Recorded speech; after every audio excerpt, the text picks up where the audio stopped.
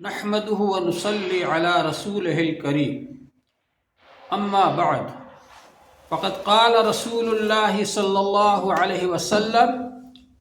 المرأة راعية على بيت زوجها وولده۔ محترم حاضرین و حاضرات، اللہ جل شانہ کا بڑا احسان ہے اور اس کا کرم ہے کہ اس نے ہم کو ایسا مذہب عطا فرمایا جو مذہب ہم کو گھر میں رہنے سہنے کی تعلیم بھی دیتا ہے اور طریقہ بتلاتا ہے کہ ہم گھر میں کس طرح سے رہیں تاکہ ہمارے گھر میں خوشحالی آئے، ہم لوگ سب مل جل کر رہنے والے بن جائیں۔ موجودہ دور کے اندر لڑکے کی ماں جا کر کے لڑکی کو پسند کرتی ہیں اور اس کو دلہن بنا کر اپنے گھر میں لے کر کے آتی ہیں، اور نندے جا کر کے پسند کرتی ہیں اور اپنی بھابھی بنا کر اس کو لے کر کے آتی ہیں اپنے گھر کے اندر۔ لیکن ہوتا یہ ہے کہ جب وہ بچی اپنے ماں باپ کو چھوڑ کر، اپنا گھر بار چھوڑ کر اور سب کو چھوڑ کر کے آپ کے گھر میں آ جاتی ہے اور آپ کو اپنا ماں باپ بنا لیتی ہے اور شوہر کو اپنا خاوند بنا لیتی ہے، اور وہ یہ چاہتی ہے کہ یہاں پر سکون کے ساتھ میں رہے، تو اس موقع پر بجائے اس کی حوصلہ افزائی کرنے کے، بجائے اس کے ساتھ اچھا برتاؤ کرنے کے، بجائے اس کو اپنی بیٹی سمجھنے کے اور اس کے ساتھ شفقت اور محبت کا برتاؤ کرنے کے بجائے، لڑکے کی ماں کی طرف سے، ساس کی طرف سے ایک جنگ شروع ہو جاتی ہے، اور وہ جنگ ہوتی ہے راج کرنے کی، کہ گھر کا راج ابھی تک میرے ہاتھ میں تھا، اب یہ مجھ سے راج چھین لے گی اور یہ باورچی خانے پر قبضہ کر لے گی، میرے لڑکے کی تنخواہ پر قبضہ کر لے گی۔ یہ جنگ شروع ہو جاتی ہے آپس میں، اور اس کا نتیجہ یہ ہوتا ہے کہ بہو وہ یہ چاہتی ہے کہ شوہر اس کے قبضے میں رہے، شوہر اس کی بات مانے، مائیں چاہتی ہے کہ میرا لڑکا میرے قبضے میں رہے اور میری بات مانے، اور یہ ہوتا ہے کہ ساس اور نندے لڑکے کا ذہن خراب کرتی ہیں، اس کو بدگمان کرتی ہیں اس کی بیوی سے، اور اس کے سامنے شکایتیں کرتی ہیں۔ لڑکا دن بھر کام کاج کرنے کے بعد، کاروبار کرنے کے بعد جب وہ آتا ہے تو اس کا حق یہ بنتا ہے کہ بیوی بھی اس کو سکون دے اور اس کے ساتھ میں ایسی باتیں کرے جس کا اس کا دل خوش ہو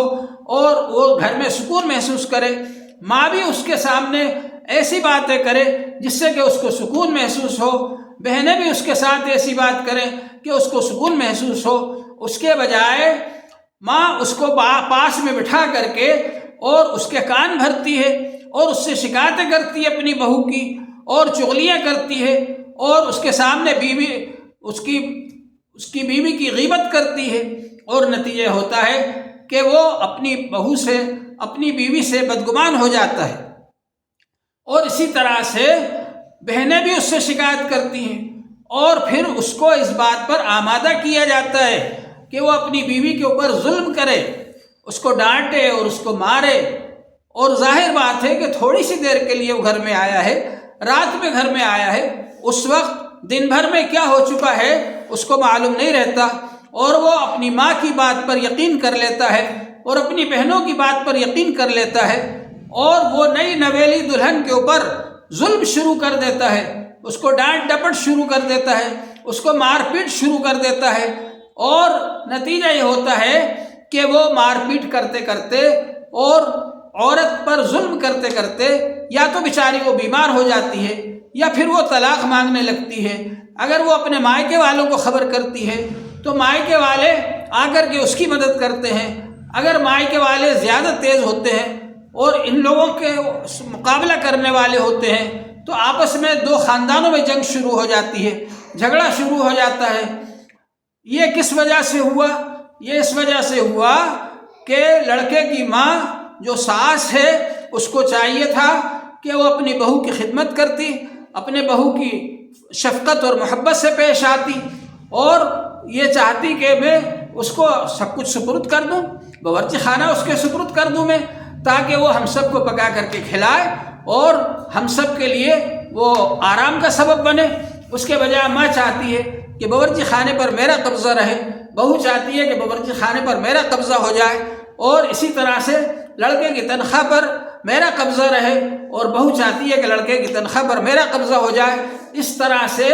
آپس میں جنگ شروع ہو جاتی ہے اور اس کے لیے بڑے بڑے بہتان تیار کیے جاتے ہیں، اس کے لیے غیبتیں کی جاتی ہیں، اس کے لیے چغلیاں کی جاتی ہیں اور لڑائی جھگڑے کیے جاتے ہیں، حتیٰ کہ آپس میں لڑتے لڑتے یہ لوگ قتل و غارت گری پر آ جاتے ہیں، حتیٰ کہ عدالت تک بات پہنچ جاتی ہے اور حتیٰ کہ طلاق تک بات پہنچ جاتی ہے۔ یہ سب کچھ اس وجہ سے ہوتا ہے کہ لڑکے کی ماں جو ہے وہ یہ چاہتی ہے کہ سب لوگ میرے کنٹرول میں رہیں، سب لوگ میرے قبضے میں رہیں، میں جیسا چاہوں ویسا ہو، اور اس کے لیے وہ سیاسی طور پر ایسا جال بنتی ہے کہ اس کے ذریعے سے لڑکے کو بھی بدگمان کر دے، اور اگر ایک سے زیادہ بہویں اس پر ہیں، اس کے پاس ہیں، تو وہ یہ کوشش کرتی ہے کہ ساری بہوؤں کو اس نئے نویلی لڑکی کے پیچھے لگا دیا جائے، وہ اس کی ٹوہ کرتی رہے اور اس کے پیچھے لگی رہے اور اس کی باتیں لا لا کر خبر دیتی رہے ماں کو، اور اسی طرح سے اس بات کی کوشش کی جاتی ہے کہ اس کا مال چھین کر کے اپنی بیٹیوں کو دے دے اور اس کو مجبور کرے اور ذلیل کرے۔ یہ سب کچھ ہو رہا ہے، حتیٰ کہ اس کے جہیز کی چیزیں بھی اس نئی نویلی دلہن کو استعمال نہیں کرنے دی جاتی، اس سے چھین لی جاتی ہیں، اور اس کے زیور بھی اس سے چھین لیے جاتے ہیں اور اپنی بیٹی کو دے دیا جاتا ہے۔ یہ ساس اپنا ایسا رول ادا کرتی ہے۔ حضور پاک صلی اللہ علیہ وسلم نے یہ ارشاد فرمایا کہ المرأۃ راعیۃ علی بیت زوجہا، عورت ذمہ دار ہے اپنے شوہر کے گھر کی، وولدہ، اور اس کے بچوں کی تربیت کرنے کی۔ ہونا تو یہ چاہیے تھا کہ یہ ماں اپنے شوہر کے گھر کو جنت بناتی، اس کے بچے کے ساتھ اچھا برتاؤ کرتی، اس کی بہو کے ساتھ اچھا برتاؤ کرتی، اور یہ کوشش کرتی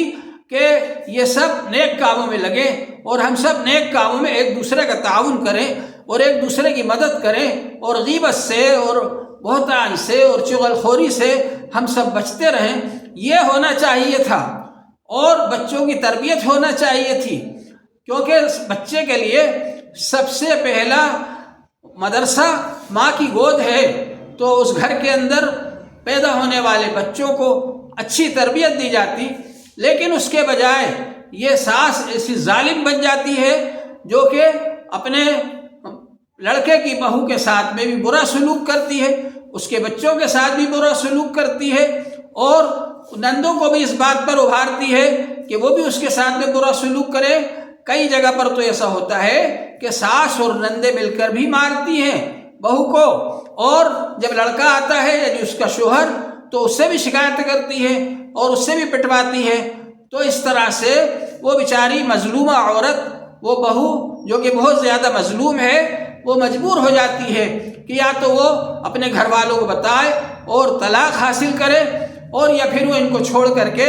دوسری جگہ چلی جائے اور اپنے ماں باپ سے کہے کہ میرا دوسری جگہ نکاح کر دو۔ تو یہ سب حالات جو پیش آتے ہیں یہ اس لیے پیش آتے ہیں کہ بجائے اس کے کہ خیر خواہی کے ساتھ اور ہمدردی کے ساتھ زندگی بسر کی جائے اور راعیہ اور گھر کی ذمہ دار ہونے کی حیثیت سے ساس ایک اچھا سلوک کرے، شفقت اور محبت کا برتاؤ کرے اور نیک کاموں کو گھر کے اندر جاری کرے اور برائیوں سے خود بھی بچے اور دوسروں کو بھی بچائے، اس کے بجائے ساس بہت زیادہ غلط رول ادا کرتی ہے۔ حضور پاک صلی اللہ علیہ وسلم کے سامنے دو عورتوں کا ذکر کیا گیا۔ ایک عورت تو وہ تھی جو کہ بہت زیادہ نفل نماز پڑھتی تھی، بہت زیادہ نفل روزے رکھتی تھی، مگر وہ اس کے ساتھ ساتھ دوسروں کو تکلیفیں پہنچاتی تھی، دوسروں کو پریشان کرتی تھی۔ اور ایک وہ عورت تھی جو فرض نماز تو ادا کر لیتی تھی، فرض روزے تو رکھ لیتی تھی، لیکن وہ زیادہ لوگوں کو کسی کو تکلیف نہیں پہنچاتی تھی۔ وہ اس بات کی کوشش کرتی تھی کہ مجھ سے کسی کو تکلیف نہ پہنچے، اور سب کے ساتھ اچھا برتاؤ کرتی تھی، سب کے ساتھ اچھے اخلاق سے پیش آتی تھی اور لوگ اس سے خوش رہتے تھے۔ ان دونوں قسم کی عورتوں کا جب رسول پاک صلی اللہ علیہ وسلم کے سامنے ذکر کیا گیا تو حضور پاک صلی اللہ علیہ وسلم نے اس عورت کے بارے میں جو کہ نفل نمازیں بھی زیادہ پڑھتی تھی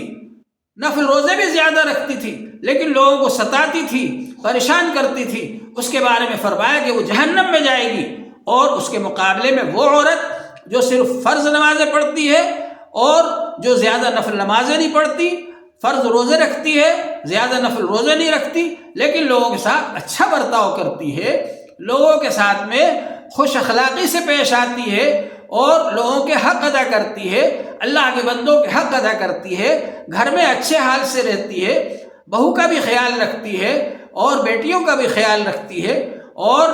دوسرے لوگوں کا بھی خیال رکھتی ہے، بیٹے کا بھی خیال رکھتی ہے،